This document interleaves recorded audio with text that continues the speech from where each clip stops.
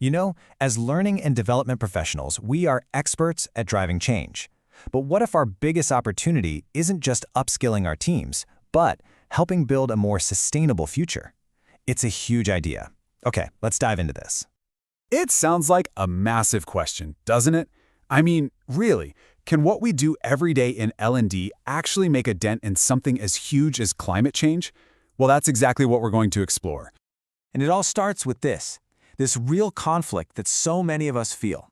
There's this personal desire to act, but then there's the professional reality of our roles. And what's so interesting when you look at the data is that, well, pretty much everyone in L&D is motivated on some level.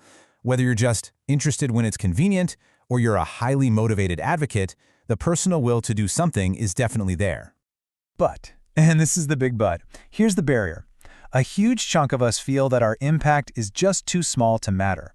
It's second only to not having a clear business case. It's that classic feeling of, yeah, I want to help, but what can I really do for my desk? All right, so let's put that belief to the test. Let's actually try and count the carbon footprint of a typical L&D program and see what we find. So in one case study, they looked at a company with about 2,000 employees. Their entire annual training program, and that's a mix of in-person workshops and online stuff, produced about 936 kilograms of CO2 equivalent. And by the way, that CO2e is just a way to lump all the different greenhouse gases into one single comparable number. And this slide just perfectly illustrates the dilemma. When you put that L&D footprint right next to the average yearly footprint of a single car, yeah, it looks tiny.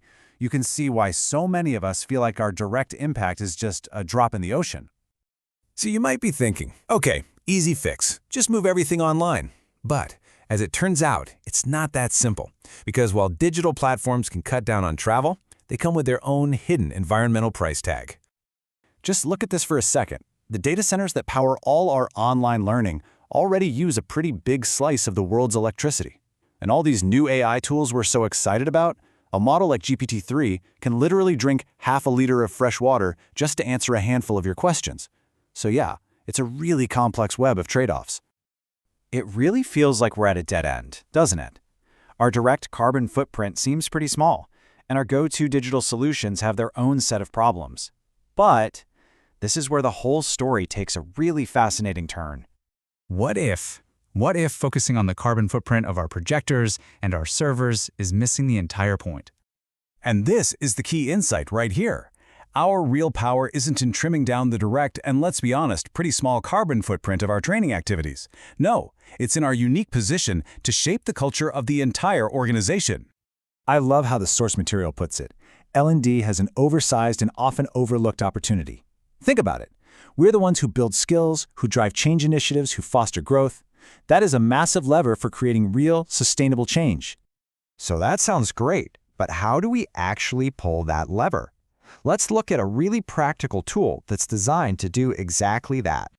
It's called Climate Fresque, and it's basically a collaborative workshop, kind of like a card-based serious game. And it's all grounded in the solid climate science from the IPCC. You know, that's the big UN body that assesses all the science on climate change. The whole point of this workshop is to help people truly get their heads around the complexities of the issue. And this is not some small, niche idea. This is a global movement. Over 2.1 million people around the world have already done this workshop. And it's all powered by this massive volunteer network of over 65,000 trained facilitators who are just passionate about spreading this knowledge.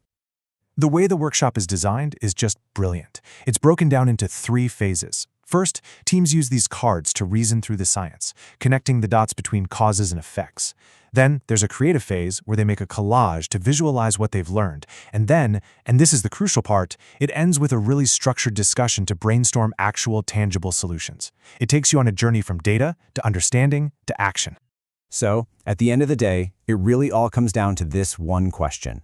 We can keep focusing on the small wins, like reducing paper in our workshops. Or we can embrace our oversized opportunity and focus on changing the minds that will ultimately change the entire organization. The choice, really, is ours.